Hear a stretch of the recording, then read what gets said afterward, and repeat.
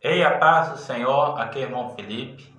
Estamos aqui mais uma vez para dar sequência à nossa série de reflexões expositivas sobre o Sermão do Monte. Estamos na conclusão da parte 1 do Sermão do Monte, que corresponde ao capítulo 5 de Mateus. Eu ainda gostaria, eu vou começar hoje a meditar com os irmãos nos versículos 43 ao 48. Amém? Vamos lá. Rapa na garganta. Do amor ao próximo. 43. Ouviste que foi dito: amarás o teu próximo e odiarás o teu inimigo. Essa passagem aqui fica muito claro para nós que isso aqui não está na Bíblia. Mas é uma reinterpretação ou uma leitura que os fariseus fizeram quando eles olharam ali o Salmo 139, versículo 19 a 22, quando eles olharam também o Salmo 140, versículo 9 a 11, eles fizeram essa releitura. Vamos ler lá o Salmo 140, versículo 9 a 11, para nós ver o que eles imaginaram. Porque ali o salmista começa a falar que odeia o inimigo como de fato, odeia de fato. Ele usa palavras fortes, né, para tentar expressar.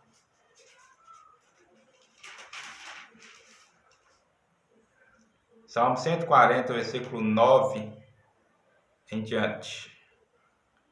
Se exaltam a cabeça os que me cercam, cubra-os a maldade dos seus lábios. Caiam sobre eles brasas vivas, sejam atirados ao fogo, lançados em abismos, para que não mais se levantem. O caluniador não se estabelecerá na terra. Ao homem violento, o mal perseguirá com golpe sobre golpe. E o Salmo 139 diz assim, 19 ao 22. Tomara, ó Deus, desses cabos do perverso, apartai-vos de mim, apartai-vos, pois, de mim, homens de sangue. Eles se rebelam insidiosamente contra ti, e como teus inimigos falam malícia. Não aborreço eu, Senhor, os que te aborrecem? E não abomino os que contra ti se levantam? Aborreço-os com ódio consumado. Para mim são inimigos de fato. Então, eles usando esses textos do Salmo, eles vêm e fazem a interpretação de Levítico 19, versículo 18, como se o Moisés tivesse falado uma coisa e omitido a outra. Como se ele tivesse falado, amarás o teu próximo como a ti mesmo, e depois ele tivesse omitido, e odiarás o teu inimigo. Não é bem isso, não. Não te vingarás, nem guardarás ira contra os filhos do teu povo, mas amarás o teu próximo como a ti mesmo. Eu sou o Senhor. Aí o que acontece? O texto de próximo, a ideia de próximo aqui no livro de Levítico, está relacionada à ideia de pessoas, vizinhos, ou da mesma nação, ou pessoas que são próximas. Da própria palavra já traz essa ideia, próximo, né? Essa ideia que está embutida camuflada aqui, né, embutida aqui no texto de Levítico, capítulo 19, versículo 18. E aí então, mas o texto diz: não te vingarás, não guardarás ira contra os filhos do teu povo. Como que eu vou guardar a ira? Eu só vou guardar a ira de alguém que é meu inimigo. Eu só posso querer vingar de alguém que me fez o mal.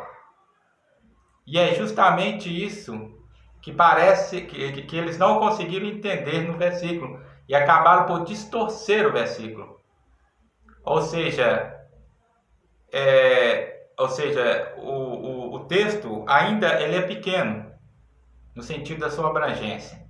Ele abrange apenas os israelitas. Esse tipo de compaixão, esse tipo de não guardar ira, não querer se vingar, Deus está ordenando aqui ao próximo no sentido das pessoas da mesma fé, das pessoas da mesma nacionalidade, dos vizinhos ali do povo de Israel, dos vizinhos dos israelitas. Não estou querendo dizer das nações vizinhas, estou falando assim do vizinho do israelita, o meu vizinho de porta, ou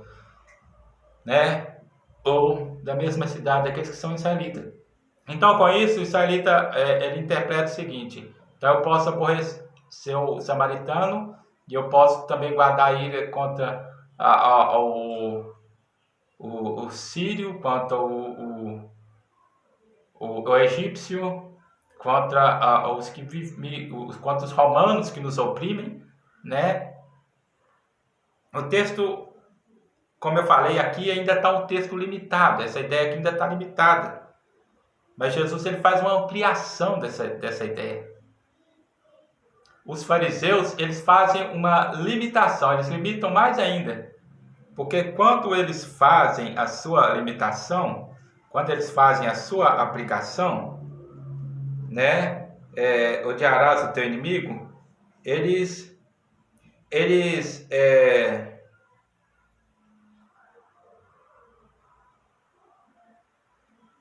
limitam isso. Talvez eles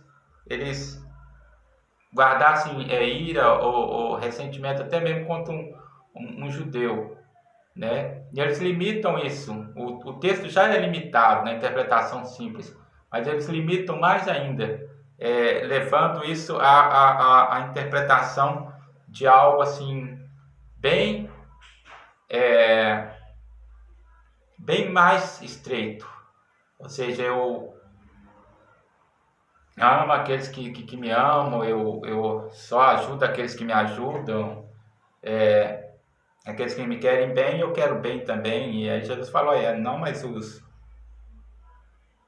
publicanos fazem isso também. Os cobradores de impostos fazem isso também. Os gentios, as pessoas que não são judeus, fazem isso também. Que diferença faz você amar somente aqueles que te querem bem? Aí vocês aborrecem os romanos, né? É claro que o texto em si parece trazer essa ideia, mas Jesus ele quer ampliar. Ele quer que o que acontece são duas coisas que acontecem. Os intérpretes da lei limitaram a lei mais ainda com a expressão aborrecerás o teu inimigo, que é uma expressão que eles acrescentaram, e o Jesus ele amplia mais ainda. Moisés falou segundo a interpretação simples de que se referia a aquelas pessoas que estavam ali, aos judeus. Você amar o judeu amar o judeu, e não guardar ira, não guardar mágoa, amar o teu próximo, né, como a ti mesmo. Mas ele não falou, detalhe, ele não falou que tinha que odiar os romanos, não falou que tinha que odiar os filisteus, não. Talvez naquele momento de guerra, naquele momento de conflito ali, a gente vê Davi falando isso.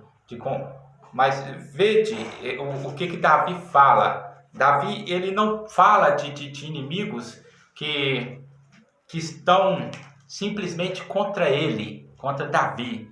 Ele fala de inimigos que estão contra Deus. E não fala de pessoas que se arrependem, não fala de pessoas que cometem um erro, mas ele fala de pessoas que andam de forma irada e não voltam para trás. De pessoas que realmente querem o mal, que guardam e desejam. E aí ele fala do seu sentimento, ele fala, eu os aborreço com ódio consumado. Eu os aborreço com ódio consumado. Mas vede que o que na verdade Davi está fazendo é tomar o partido de Deus. Ele não está falando de algo, alguém que lhe feriu. Ele está falando de outras pessoas.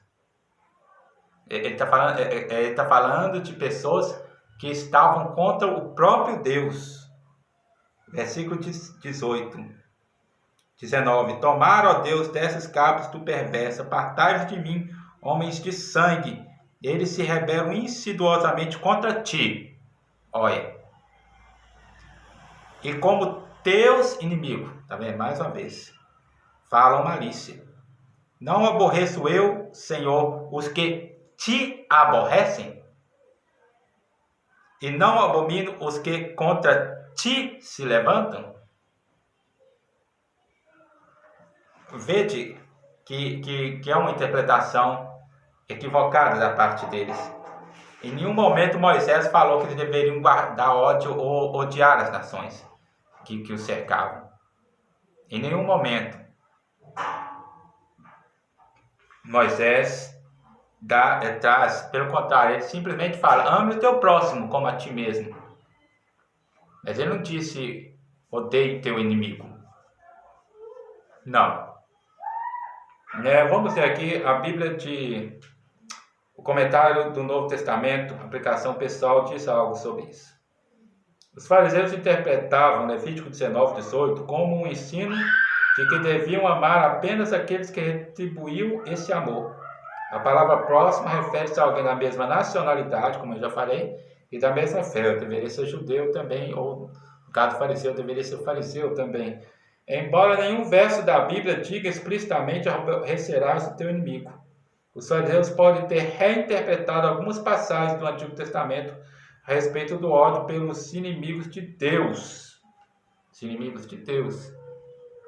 Claro, muitas das vezes alguns eles interpretavam os inimigos da nação como os inimigos de Deus, né?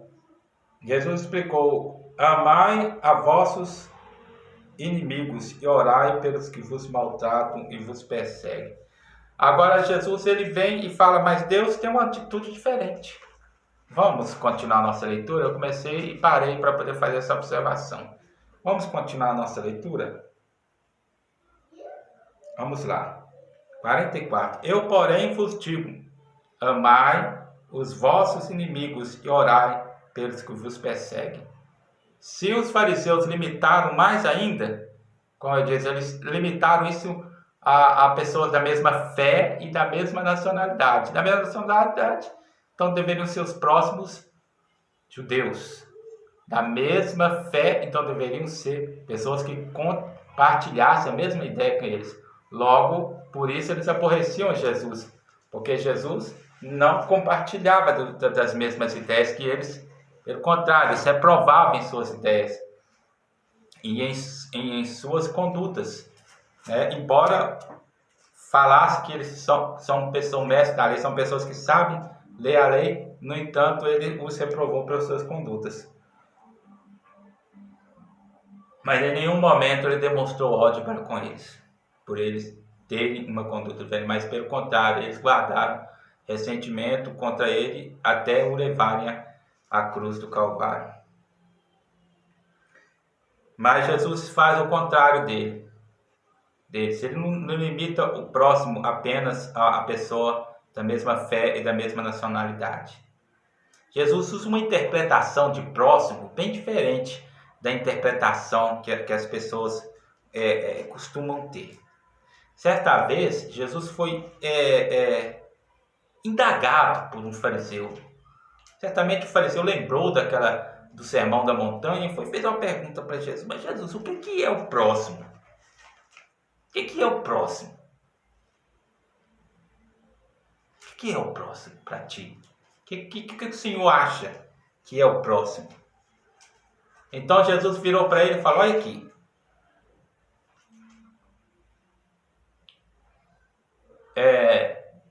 Um homem descia de Jerusalém e foi assaltado. E os assaltantes não se contentaram em simplesmente assaltá-lo. Eles bateram nele até que ele ficasse desmaiado. E quando ele desmaiou, veio um mestre da lei, veio um sacerdote, e olhou e viu ele ali ensanguentado, desmaiado, e deu a volta e não tocou nele. Veio um levita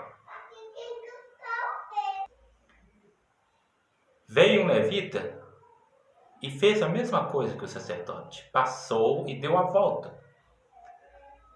Mas veio um samaritano, e quando viu ele ali desmaiado, apeou do seu cavalo e foi até aquele homem, olhou e viu que ele estava vivo, então curou, tratou das suas feridas com óleo com azeite e com vinho, pôs ele sobre os ombros daquele animal e levou ele até uma hospedaria, pagou a hospedaria e disse que quando voltasse iria pagar qualquer despesa a mais que aquele homem tivesse dado. E aí Jesus virou para aquele mestre da lei e falou: olha, quem foi o próximo daquele homem que caiu na mão dos assaltantes? E ele falou: foi aquele que o ajudou. E aí Jesus falou: vai e faça o mesmo. E Jesus então ele traz uma nova interpretação do que é próximo.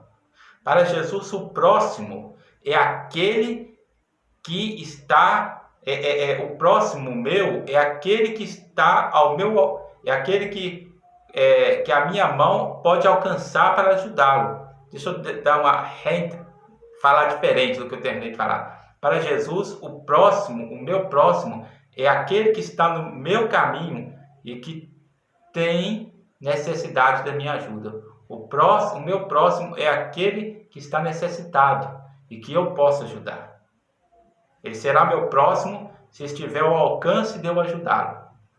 Eu vou. Então, nessa definição de que o próximo é aquele que está necessitado de mim e que eu posso ajudá-lo, nessa interpretação, Jesus amplia o leque, porque não é mais só o nacional da mesma nação, não é mais só o da mesma, não é mais só o da mesma nação, não é mais só o da mesma fé, e não é mais só aquele que me faz o bem, mas Jesus faz essa ampliação, é todo aquele que estiver necessitado e que eu puder ajudar. Toda pessoa que é necessitado e está ao alcance da minha mão, ou seja, meu próximo, né? Este é o meu próximo. Dentro da ideia da parábola do samaritano, é isso que ficou claro. Essa que foi a resposta de Jesus para aquele homem. E essa é a resposta de Jesus para nós. E veja então o que Jesus diz mais no versículo 42, 44 e 45. Eu, porém, vos digo: amai os vossos inimigos e orai pelos que vos perseguem, para que vos torneis filhos do vosso Pai Celeste, porque ele faz nascer o seu sol sobre maus e bons, e vir chuva sobre justos e injustos. Porque se amardes os que vos amam, que recompensa tendes? Não fazem os publicanos também o mesmo? E se saudardes somente os vossos irmãos, que fazeis demais? Não fazem os gentios também o mesmo? Ou seja, é normal as pessoas amarem aqueles que os amam. Já é normal. Isso não significa nada.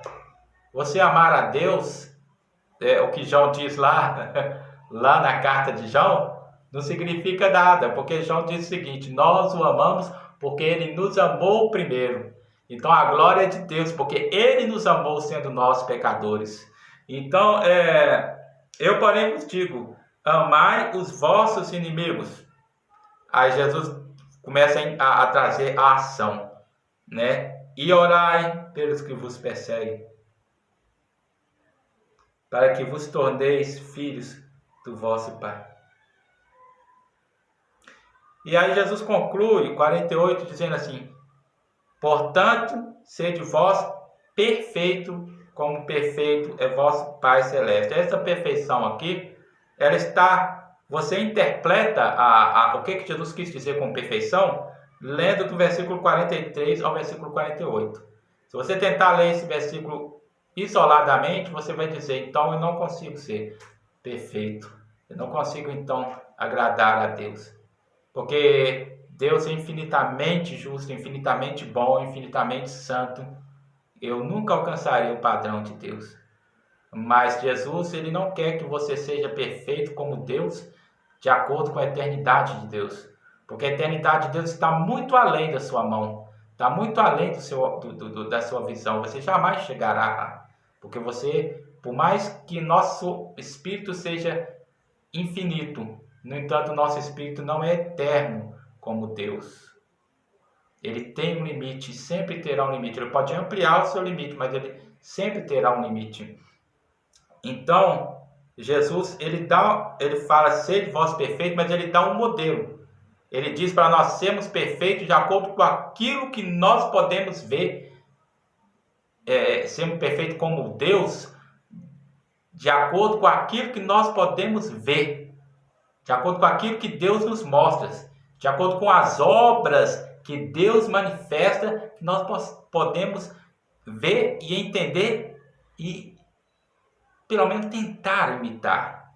Ele disse, olha, Deus faz, aí o que Jesus quis dizer com perfeito está aqui no versículo 45. Que Deus faz nascer o seu sol sobre maus e bons, viaçuda sobre justos e injustos. Ou seja, é que Deus não discrimina ninguém. Essa é a perfeição de Deus. É a perfeição no sentido de completude. De você não ser parcial, mas você ser completo. Ok? E assim a gente conclui a primeira parte do sermão da montanha. E na próxima semana nós continuaremos dando introdução no capítulo 6 de Mateus. Eu estou começando também, vai destacar em todas as terças ou quarta-feiras, vídeos baseado em uma apostila minha sobre música sacra, música evangélica ou música cristã e música secular e profana. São 4 diferenciações que eu faço. Essa semana eu já comecei com o primeiro vídeo. Eu lá tentei ler o nome daqueles autores da música sacra, histórica e erudita, e eu fiquei confuso. Eu então deixei a desejar, mas no próximo vídeo eu prometo vocês que eu vou aprender como falar o nome daqueles homens. Ok? Fiquem na paz do Senhor Jesus e eu sei que será uma bênção. Amém?